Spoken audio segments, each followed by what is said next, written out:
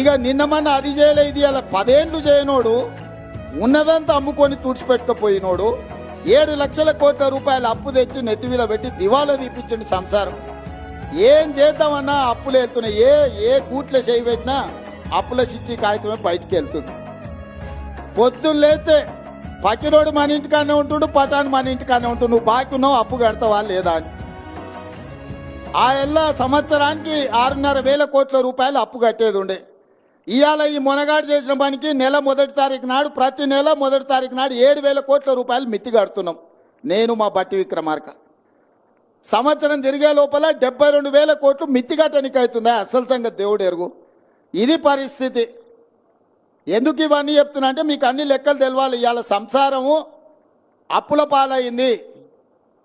ఈ అప్పుల పాలైన సంసారాన్ని ఒకటొక్కటిగా జర సర్దిద్దుకుంటూ వస్తున్నా.